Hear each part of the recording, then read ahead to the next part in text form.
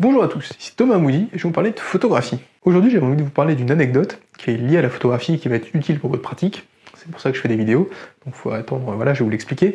Mais pour que ça ait un sens, il faut que je vous explique un peu ce que je fais dans la vie et comment j'en suis arrivé là. Mais promis, à la fin, ça va être marrant, ou presque. Alors, à la base, j'ai fait des études d'histoire. Je voulais être prof, en fait, d'histoire-géographie. En cours de route, j'ai changé d'avis et je me suis dirigé vers ce qui était musée, patrimoine et compagnie. Donc j'ai fait un master à Rouen qui s'appelait Aménagement et gestion du patrimoine culturel et naturel, pour bosser dans les musées ou dans les parcs nationaux, les choses comme ça. Pendant ce mémoire, en deuxième année, j'ai dû faire un mémoire, et les enseignants nous conseillaient toujours de travailler sur un sujet qui nous plaisait. Moi, ce qui me plaisait, c'était l'informatique et le patrimoine. Je voulais faire un truc qui mélangeait un peu les deux. C'était en 2013, il n'y avait pas encore il y avait pas encore de réalité virtuelle, tout ça, j'ai pas pu travailler sur ça. Moi, j'ai travaillé sur la numérisation du patrimoine. Donc, comment on numérise les livres, etc., pour les mettre en ligne et les sauvegarder. Ça vient, vous inquiétez pas. Du coup, grâce à ce mémoire, j'ai pu rentrer dans une école française qui s'appelle l'École nationale des chartes, qui m'a permis de faire un deuxième master qui s'appelait Technologie numérique appliquée à l'histoire. Tout ce qui concerne en gros l'informatique qui est liée à l'étude de l'histoire, ou sa diffusion. Par exemple pour faire des sites web, des expositions en ligne, pour faire plein de trucs liés aux archives et compagnie, des bases de données, tout ça. Je vous passe les détails, mais c'est ce que j'ai fini, c'était ma dernière année d'études, c'est ce que j'ai fait à la fin. Et donc, après quelques péripéties, je vais vous passer, je suis rentré dans une société parisienne qui travaillait dans la numérisation patrimoniale. Donc c'est une entreprise qui faisait de la numérisation pour les musées, pour les bibliothèques, pour les archives, les choses comme ça. Dans cette boîte, j'ai été chef de projet pendant 3 ans. Alors chef de projet, globalement, je faisais un petit peu d'avant-vente, un petit peu de gestion d'équipe et beaucoup de gestion de projet. C'est quand même le nom du métier et ça consiste très globalement à s'assurer que le client, à la fin, il ait ce qu'il a payé, tout simplement. Il voulait des images de telle qualité, tel format, voilà. Il en voulait autant, avec telle donnée, avec tout ça, et mon travail c'est de m'assurer que la production de ces images, qui était faite par d'autres équipes, corresponde bien à son souhait. Donc dans le titre, quand j'ai dit j'ai fait 2 millions d'images pendant 3 ans, c'est pas exactement ça, c'est j'ai piloté la numérisation de 2 millions d'images pendant 3 ans. Voilà. Dans cette entreprise, j'ai eu 2 projets qui vont nous intéresser aujourd'hui. Le premier, c'était pour une grande bibliothèque française, on a numérisé 2 millions d'images pour eux par an pendant 3 ans et demi. Alors moi c'était 3 ans et demi, c'était la durée de mon poste, mais le projet a duré 5 ans en tout. Je suis parti à la fin. Et un autre projet que j'ai fait, c'était pour un grand magazine français où on a numérisé tout leur stock de négatifs. Alors on a numérisé à peu près 40 000 négatifs pour eux de tous les formats. Donc c'était du 35 mm, il y avait du moyen format, de toutes les tailles de moyen format, il y avait des planches, etc.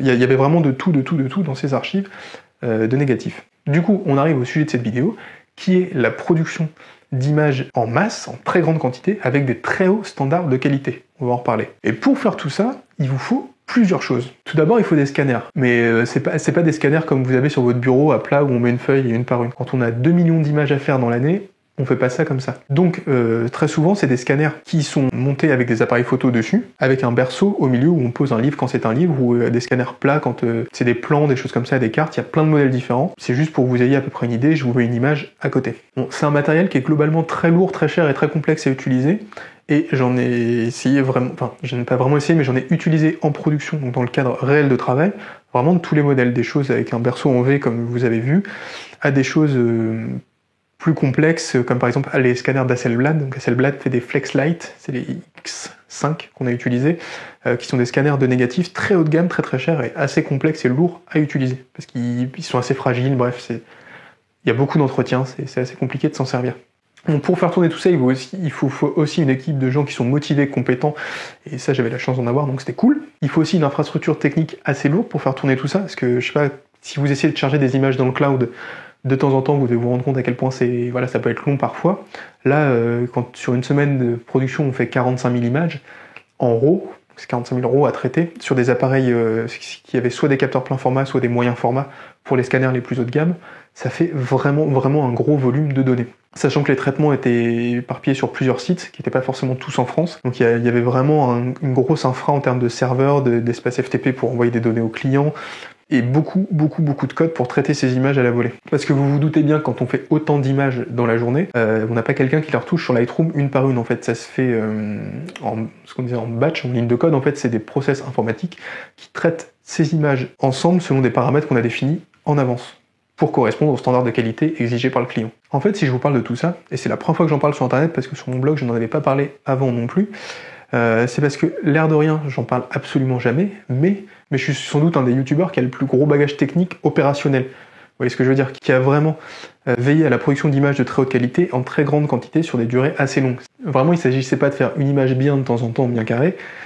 On était vraiment sur des productions industrielles de masse d'images aux normes patrimoniales. Et ça a nécessité vraiment beaucoup de taf, que ce soit sur le hardware ou sur le software. C'est-à-dire, j'ai dû à peu près avoir tous les appareils du marché entre les mains, plein d'optiques parce qu'on a testé plein de trucs pour voir laquelle avait le moins de déformation et rendait le mieux tel format de livre et compagnie. Pareil pour les scanners de négatifs. Je pense qu'il n'y a pas un modèle que j'ai pas eu entre les mains où j'ai pas testé, que ce soit les Epson de toutes les tailles, du XL 10000 au V850, les Hasselblad, les Nikon Coolscan. Enfin, j'ai eu largement ma dose de matériel. Et c'en est pareil pour le software, c'est-à-dire que ce soit des développements en batch sur Photoshop, sur des toutes petites productions pour des petites bibliothèques ou des choses comme ça, ou que ce soit des développements en ligne de commande avec des logiciels maison à paramétrer et compagnie, là aussi je m'en suis tapé la dose. Avec cette expérience, j'ai vraiment appris à produire des images d'une qualité entre guillemets parfaite, qui correspondent à un cahier des charges très strict et qui rentrent dans le cadre d'accords internationaux entre les bibliothèques.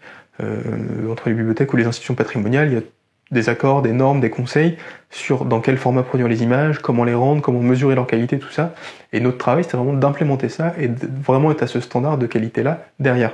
Et cette qualité-là, elle s'obtient pas comme ça. C'est quelque chose qui est compliqué à mettre en place, quelque chose qui est compliqué à maintenir et aussi à comprendre et à avoir les bons gestes pour s'en servir. Et par exemple, pour obtenir cette qualité, on a dû faire plusieurs choses, comme faire appel à Louis Lumière. Alors Louis Lumière, pas la personne, parce qu'elle est morte, mais un expert de l'école Louis Lumière, qui nous avait accompagnés sur la mesure de la lumière. Parce que c'est quelque chose d'assez complexe, surtout quand on photographie des pages, donc un papier assez ancien, etc., et sur lequel il faut que la lumière soit uniformément répartie. Les techniques du marché et les savoir-faire sur le marché de la photographie, c'est pas vraiment destiné à cet usage-là, c'est soit de la mesure de la lumière pour le cinéma, soit pour la photographie, pour le packshot, pour plein de trucs, mais vraiment dédié au papier, c'est assez compliqué de trouver des données, il y a peu de choses qui y sont adaptées. Par exemple, les mires qu'on emploie pour calibrer les couleurs sur les appareils photo quand on fait des shootings, qu'on veut que ce soit carré, c'est des couleurs dessus, le vert, le rouge, le machin, je vous en mets une CC24, toutes ces couleurs-là, elles sont pas sur le papier en fait. Donc ça rend ce travail de définition des contrôles en amont et en aval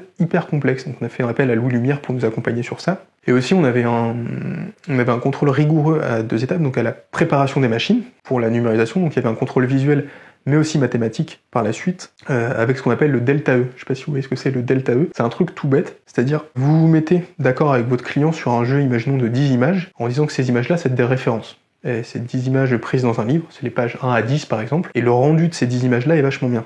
C'est celui que le client veut. Et du coup, après, vous pouvez calculer mathématiquement la différence entre les images en production et les images de référence, pour voir si le scanner a dévié ou pas, ou s'il produit toujours à la même qualité.